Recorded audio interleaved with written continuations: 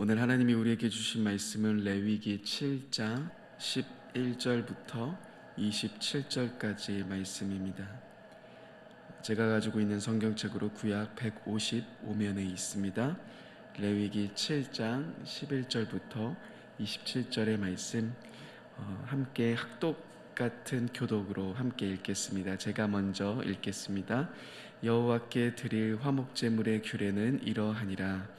만일 그것을 감사함으로 드리려면 기름 섞은 무교병과 기름 바른 무교전병과 고운 과류에 기름을 섞어 구운 과자를 그 감사제물과 함께 드리고 또 유교병을 화목제의 감사제물과 함께 그 예물로 드리되 그 전체의 예물 중에서 하나씩 여호와께 거제로 드리고 그것을 화목제의 피를 뿌린 제사장들에게로 돌릴지니라.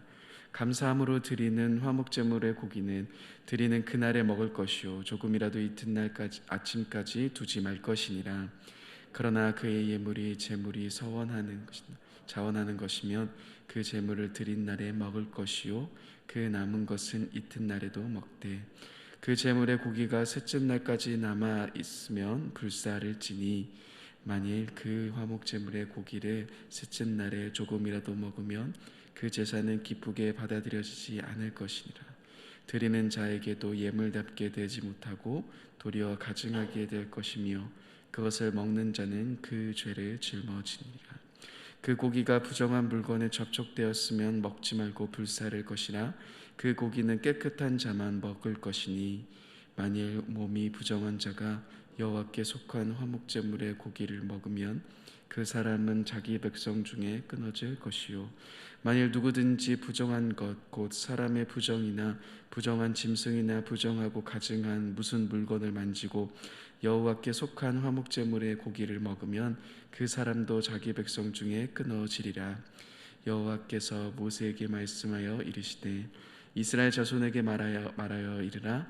너희는 소나 양이나 염소의 기름을 먹지 말 것이요 스스로 죽은 것의 기름이나 짐승에게 찢긴 것의 기름은 다른 데는 쓰려니와 결단코 먹지는 말지니라.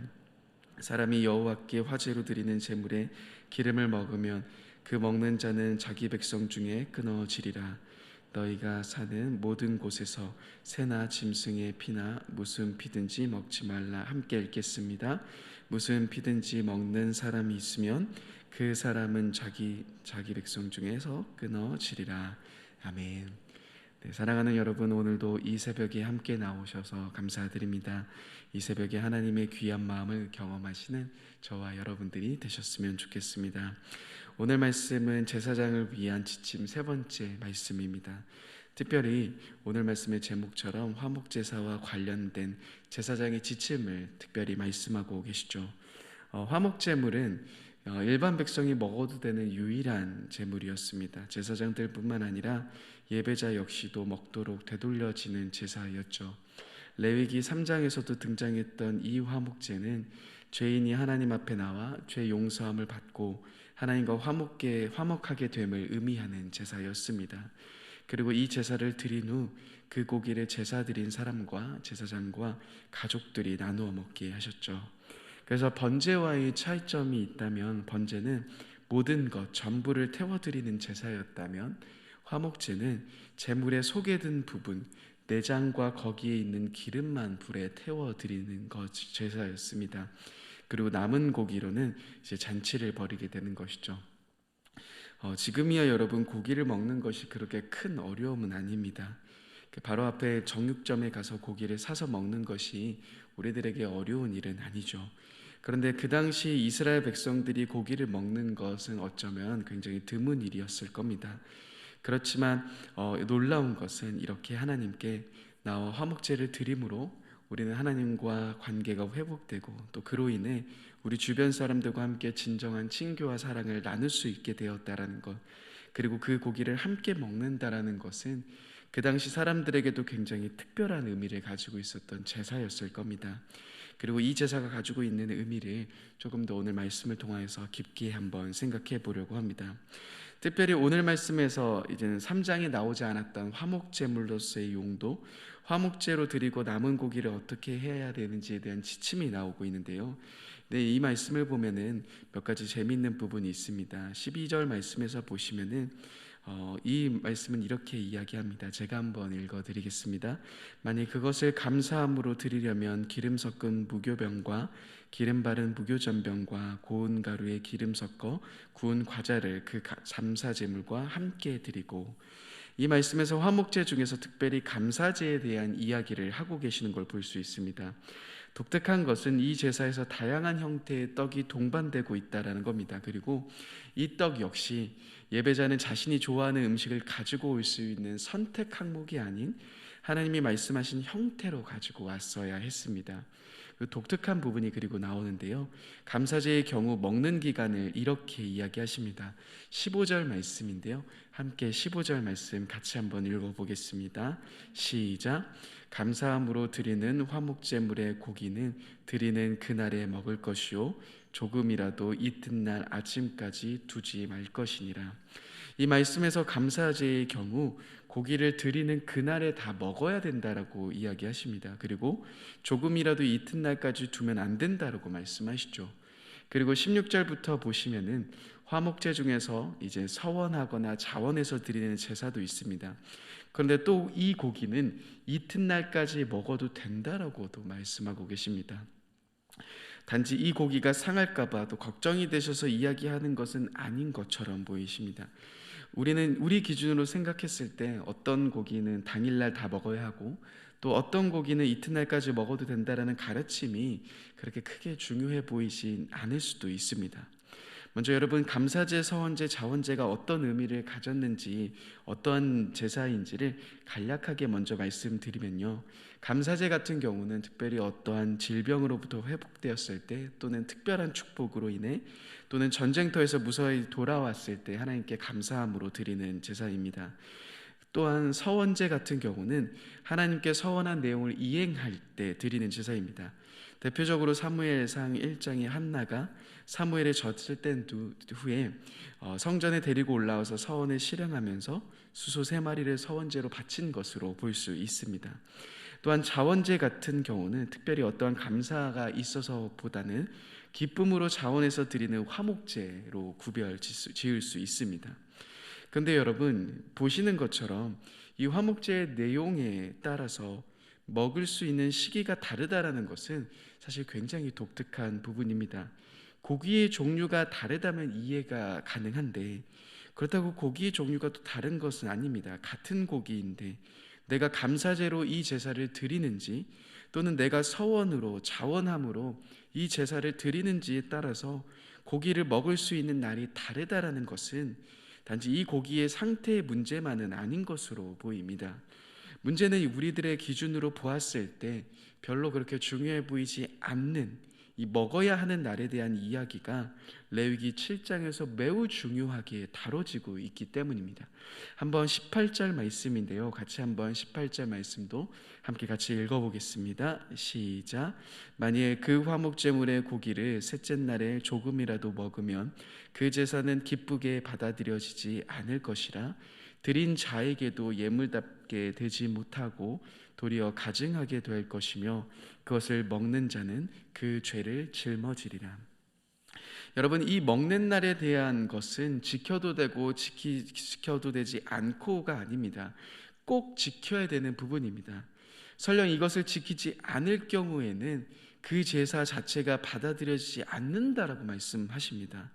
또한 드린 자의 예물도 가증한 것이 된다라고 말씀하고 계시는 겁니다. 여러분, 이상하지 않으십니까?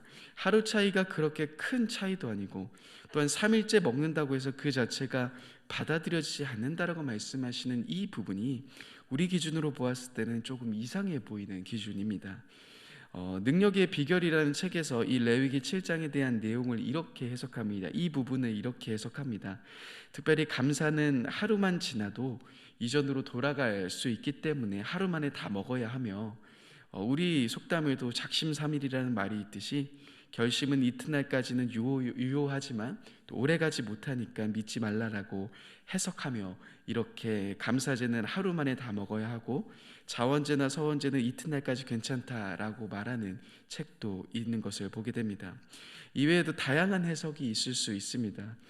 그렇지만 성경에서 구체적으로 이야기해주고 있지 않기 때문에 우리는 확실하게 이것이다라고 이야기하기는 조금 어려워 보입니다. 하지만 분명한 것은 이 화목제를 통하여서 하나님이 우리에게 말씀하시는 매우 중요한 부분을 우리는 확인해 볼 수 있습니다. 왜 하루 만에 먹어야 하고 왜 이튿날에 먹어야 하는 이 기준 자체는 모르지만 이 두 상황 모두 우리에게 말해주고 있는 내용이 있다라는 겁니다. 그것은 이 제사는 절대 나 혼자만을 위한 제사, 나와 하나님 둘 사이만을 위한 제사가 아니라는 겁니다. 여러분, 특별히 화목제의 고기는 예배자가 먹을 수 있다라고 말씀드렸습니다. 그런데 그 고기를 하루 만에 먹는다, 또는 이튿날에 다 먹는다, 혼자서 아무리 고기를 좋아한다 할지라도 여기 나온 짐승의 고기 혼자서 다 먹는 것은 불가능합니다. 이튿날 역시 아무리 혼자 먹어도 불가능한 일입니다. 여러분, 이틀만 똑같은 고기를 먹는 것도 쉽지 않은데 양이나 염소 이러한 부분들을 이튿날에 다 먹는 것 역시 불가능하겠죠. 이것은 자연스럽게 어떠한 상황을 우리들에게 보여줍니까? 나 혼자 먹는 음식이 아닌 이 화목제사의 제사는 나로부터 시작해서 가족들, 이웃들과 함께 나누고 즐기는 축제임을 보여주고 있는 겁니다. 즉 화목제는 하나님 앞에 감사와 찬양을 드린 뒤에 식사를 통해 사람들 간의 친교를 함께 나누는 것이죠. 그것은 이웃과의 교제 속에서 기쁨을 나누는 일종의 잔치이며 하나님과의 화목한 관계 속에서 이제는 가족과 이웃에게까지 확장하기 위한 제사가 바로 화목제라는 것입니다. 특별히 화목제에는 비둘기가 사용되지 않습니다. 왜냐하면 함께 나누어야 하기 때문에 비둘기는 잔치용 고기로는 공급되기 부적절합니다. 그렇기 때문에 어쩌면 가난한 사람들은 화목제를 바칠 역량이 되지 않았을 겁니다. 그러나 어려운 형편 속에서 있는 자들일지라도 그들의 이웃이나 친척들이 화목제의 잔치를 열면 그들도 함께 그 자리를 참여할 수 있었던 것으로 보이기도 합니다. 이러한 부분은 우리들의 예배에서도 중요한 부분입니다. 분명 예배는 번제적 요소, 즉 우리가 하나님께 모든 것을 태워드리는, 그리고 하나님께 경배하며 올려드리는 부분이 가장 중요합니다. 그렇지만 예배 안에서 우리는 화목제적인 요소 역시 놓치면 안 됩니다. 그것은 우리가 함께 예배드리고 있고 함께 예배하고 있는 나의 사랑하는 공동체를 놓치면 안 된다는 겁니다. 그래서 온라인으로 예배드리는 것이 우리 기준으로 보았을 때 장점이 많은 것처럼 보입니다. 얼마든지 집중할 수 있다라고 이야기하는 사람에게는 많은 장점이 있는 것처럼 보이지만 그 안에는 예배 안에 있는 화목제적인 요소를 놓치게 될 위험성이 많아 보입니다. 특별히 예수님도 우리가 예배하기에 앞서서 성도들과 나눔과 화해를 강조하셨죠. 마태복음 5장에 보시면 그러한 이야기들을 하고 계십니다. 또한 성찬식을 할 때 그리스도의 죽음을 기념함과 동시에 성도가 서로 사랑하라는 계명, 즉 화목제의 정신을 실현하는 것을 주님께서는 강조하셨습니다. 그리고 이어서 사도행전 속에서도 공동체는 자신의 것을 부족한 자들에게 나눠주며 하나님 주신 그 은혜들을 함께 나누는 삶을 살아갔던 것을 볼 수 있습니다.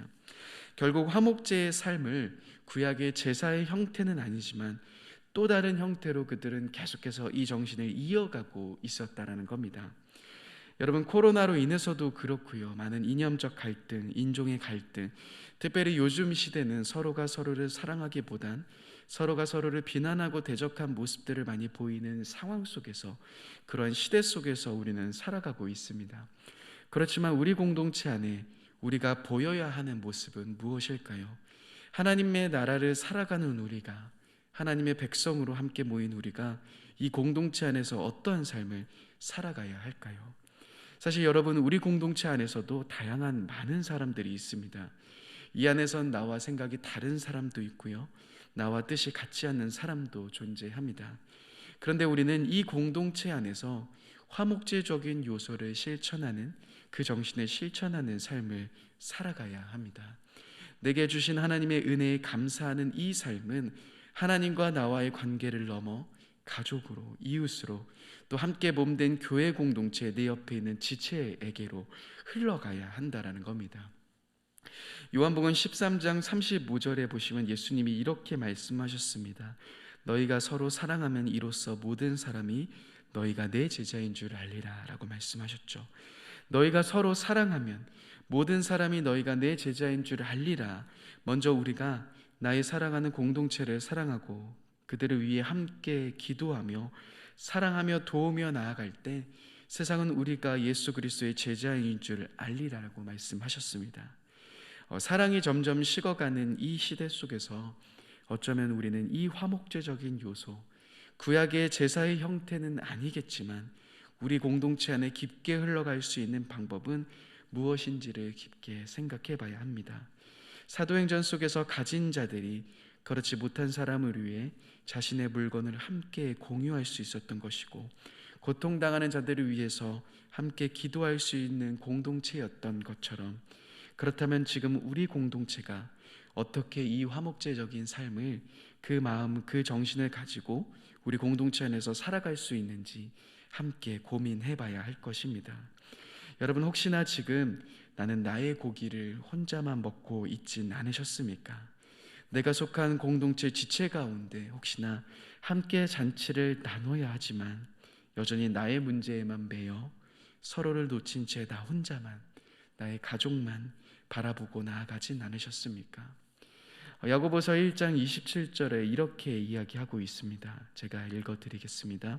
하나님 아버지 앞에서 정결하고 더러움이 없는 경건은 곧 고아와 과부를 그 환난 중에서 돌보고, 하나님이 보시는 경건은 고아와 과부를 그 환난 중에서 돌보는 것으로 시작합니다. 또한 갈라디아서 6장 10절 말씀에는 이렇게 이야기합니다. 그러므로 우리는 기회에 있는 대로 모든 이에게 착한 일을 할때 더욱 믿음의 가정들에게 할지니라. 우리가 기회에 있는 모든 사람들에게 착한 일을 하지만 또 믿음의 가정들에게 더욱더 하라라고 이야기합니다. 먼저 그렇기에 우리는 우리 공동체 안에 사랑을 실천하는 것, 내가 함께 예배드리고 있고 함께 신앙생활하고 있고 교회 공동체 된 나의 사랑하는 지체들을 먼저 사랑하는 것, 그것이 우리가 정말 살아가야 하는 삶이라는 겁니다. 여러분, 세상은 나만을 바라보며 나의 가족만을 바라보며 나아가지만 우리는 우리 공동체의 삶 가운데 화목제적인 중심을 놓치지 않으며 그 삶을 살아가는 우리가 되어야 할 것입니다. 이제 다락방도 시작되는 이 상황 속에서 이 사랑이 우리 공동체 또한 다락방 곳곳에 가득 흘러넘치는 귀한 우리 공동체가 되길 원합니다. 그래서 사랑이 식어져가는 이 시대 속에서 진정한 하나님의 사랑을 보여주며 또 실천하는 저와 여러분들이 되셨으면 좋겠습니다. 이 시간 함께 기도하겠습니다. 사랑의 주님, 화목제를 통하여서 구약의 이스라엘 백성들이 자신을 넘어 서로를 바라보며 서로와 함께 나누는 삶을 살아갔음을 보게 됩니다. 어쩌면 주님, 나는 공동체를 놓친 채 나만을 바라보며 나의 가족만을 바라보며 나아가고 있진 않았는지 주님 돌아봅니다. 하나님께서 주신 사랑을 흘려보내기보다는 내 안에 고여 썩게 만들고 있었던 내 연약한 모습도 마주하게 됩니다. 주님, 다시금 이 사랑을 우리 공동체와 함께 나누며 그 사랑을 흘려보내는 삶으로 나아가기 원합니다. 그래서 사랑이 식어져 가는 이 시대 속에서 하나님의 사랑을 보여줄 수 있는 우리 일산중심교회 공동체 될 수 있도록 주님 인도하여 주시고 나의 삶이 될 수 있도록 주님 인도하여 주옵소서. 감사합니다. 사랑합니다. 귀하신 예수님의 이름으로 기도드립니다. 아멘.